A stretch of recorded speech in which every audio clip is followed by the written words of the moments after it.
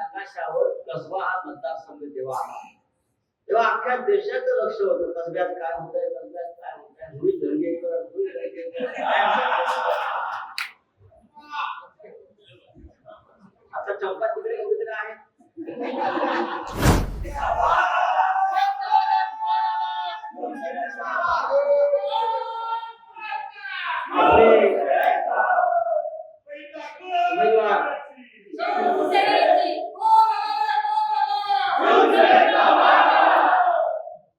व्यासपीठावर बसलेले सगळेच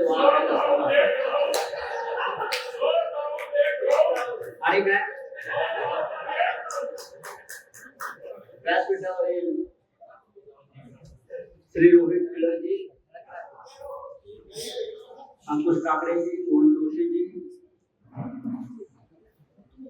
शिवसेनेचे शहर प्रमुख संजय मोरे, गजानन ठाकूरजी आणि ज्यांच्यासाठी आपण या टिळक वाड्यात जमलेलो आहोत ते आपल्या सगळ्यांचे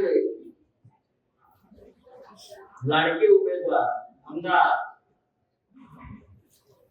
रवींद्र धंगेकर.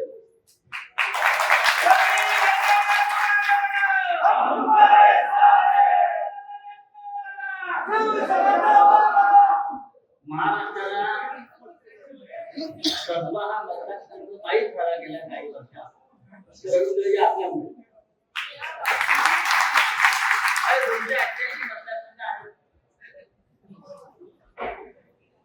पण साधारण मला वाटतं 3 वर्षापूर्वी, दीड वर्षापूर्वी रवींद्र धंगेकर या पोटनिवडणुकीत निवडणुकीला उभे राहिले आणि कर्जतून त्यांनी क्रांतीची मशाल पेटवली आणि महाराष्ट्राच्या नकाशावर कसबा हा मतदारसंघ जेव्हा आला तेव्हा अख्ख्या देशाचं लक्ष होतं कसब्यात काय होतंय, कसब्यात काय होतंय, धुळी दंगेकर काय. आता चंपा तिकडे एवढे तरी आहे. त्यानंतर आता ही पुढल्या 5 वर्षाची निवडणूक आणि कसब्यातल्या जनतेने जो निर्णय 1.5-2 वर्षापूर्वी घेतलेला आहे तो ते बदलतील असं मला अजिबात वाटत नाही. कारण इतका चांगला उमेदवार, चांगला आमदार, आपल्यातला माणूस कसब्यातल्या जनतेला मिळेल असं मला वाटत नाही. धंगेकरजी आपण शिवसेनेकडे आहात असं मी मानतो. आमचे शिवसैनिक याच्यासाठी अत्यंत उत्साहाने काम करत असतात, झटत असतात. आताही बघा सगळे जुने शिवसैनिक बसलेले आहेत, रामभाऊ पासून सगळे जुने शिवसैनिक आमचे समोर बसलेले आहेत. खरं म्हणजे मी कसब्यात म्हटलं मला कसब्यात याची गरज नाही, आमचे शिवसैनिक तिथं जोरात आहे, विशाल नाही मी सांग. पण तरीही या महाराष्ट्रामध्ये आपल्याला परिवर्तन जे घडवायचं आहे, परिवर्तन घडण्यापेक्षा महाराष्ट्रातून ही जी घाण उघडून फेकायची आहे सत्तेवरची, तर त्यासाठी आपल्याला पुण्याचं योगदान फार महत्वाचं. सर्व आमदार आपले, सर्व उमेदवार पुण्यातले, मग काँग्रेस असेल, राष्ट्रवादी काँग्रेस असेल, शिवसेना असेल, सगळ्यांनी एकमेकांना मदत करत, एकमेकांच्या हातात हात घालून, एकमेकांच्या मागे उभं प्रत्येक जागा निवडून आणल्याशिवाय ही पुण्यातली राजकीय कोलताल्यात आपल्याला संपवता येणार. असं आहे की कोयत्याला उत्तर द्यायचं ताकद आपल्याकडे आहे, कोयत्यापेक्षा भारी अंतर आमच्याकडे आहे, त्याची चिंता नाही. जिस स्कूल में आप पढ़ते हो स्कूल का हेडमास्टर सगळं करतो, सगळं पाहतो, पण शेवटी लोकशाही आहे. यांचा पराभव, या गुंडशाहीचा पराभव आणि पुण्यासारख्या शहरामध्ये टिळकांचं पुणे, महात्मा फुल्यांचं पुणे, छत्रपती शिवाजी महाराजांचं, ज्या पुण्याला या देशामध्ये संस्कृती प्रतिष्ठा आहे. पुणे म्हटलं की लोक आदराला खाली उभायचे. कुणासाठी म्हणजे ज्या ब्रिटिशांना पुणे आपली राजधानी करायची होती त्यावेळेला त्यांनी पुण्याची निवड केली होती. त्या पुण्यामध्ये आज पुण्याची ओळख करायचं पोहोचल्या गुंडगिरी, भ्रष्टाचार, चोऱ्या, माऱ्या, हत्या, भर दिवसा रस्त्यावर ड्रग्स. मी जर पुण्याची ओळख झाली असेल त्याला जबाबदार कोण? त्याला जबाबदार सध्याचे राज्यकर्ते, सध्याचे निवडून दिलेले आमदार, खासदार, आपण जबाबदार असतो. पुणे विद्येचं माहेरघर म्हणायचं, सांस्कृतिक राजधानी आपण म्हणतो. लोकांना टिळकांच्या वास्तूमध्ये आपण इथे बसलेलो आहोत. हा जो स्वराज्य हा माझा धर्मसिद्ध हक्क आहे आणि तो मी मिळविणं, हा जो च आहे हा च महत्वाचा. च या चचं महत्व या एका वाक्यातून आलं आणि मुंबई सुद्धा संयुक्त महाराष्ट्र मिळालाच पाहिजे हे च आहे. हे चचं महत्व आपल्याला लोकमान्याने सांगितलं, मिळालाच पाहिजे आमचा हक्क आहे.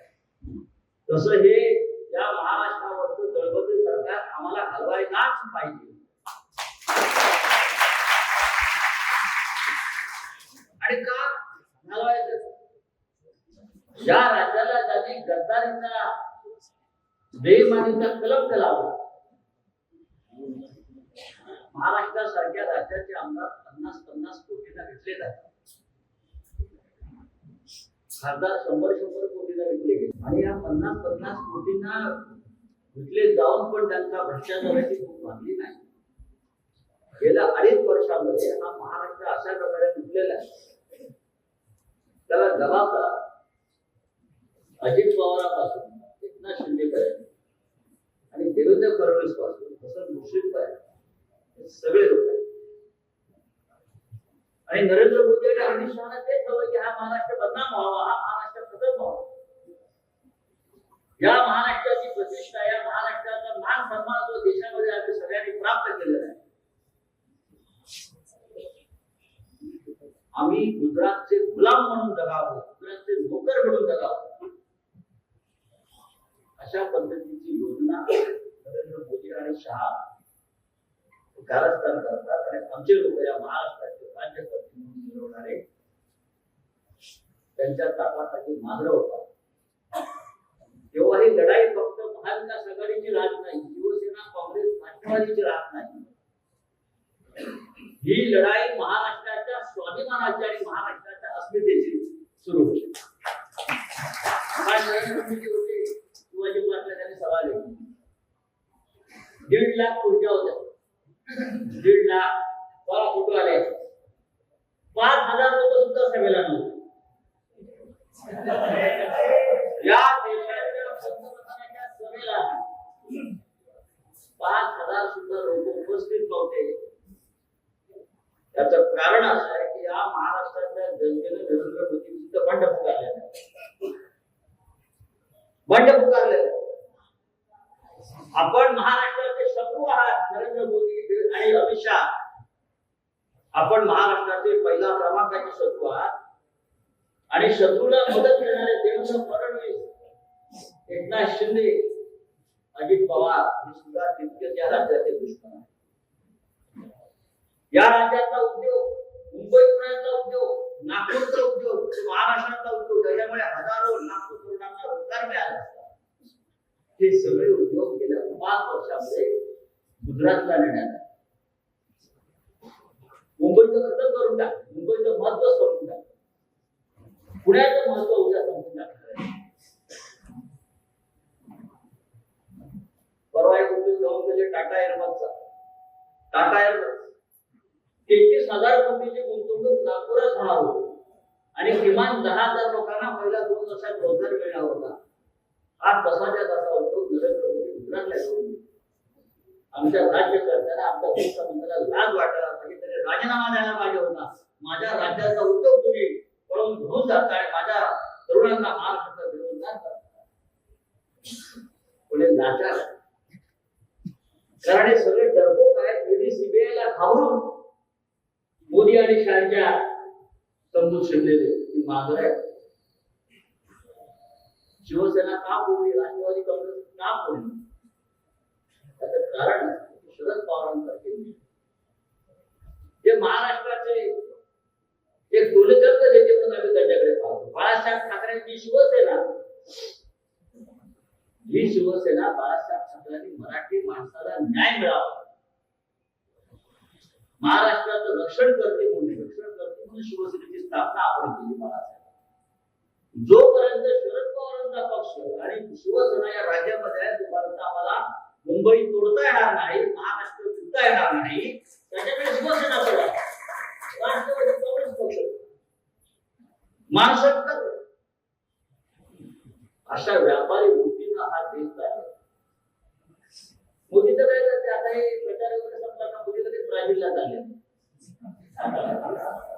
लगेच ब्राझील ताबडतोब. महाराष्ट्रातला भूतांचा प्रचार संपला की त्यांचं शेड्यूल ठरलेलं आहे. ब्राझील नंतर मेक्सिको नंतर मलेशिया, असं 5 देशात मोदी करून येणार. रशियाला तर का जातात ते मला प्रश्न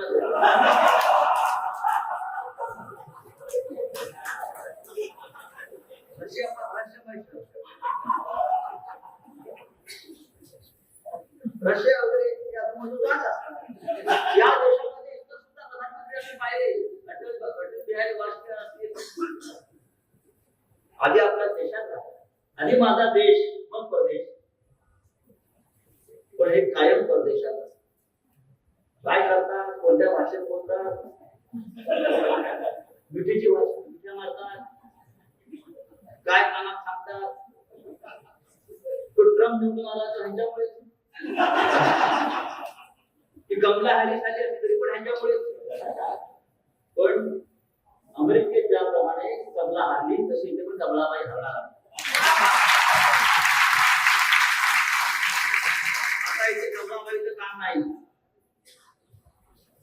या पुण्याच्या मतदारांना अत्यंत जागरूक राहावं लागेल.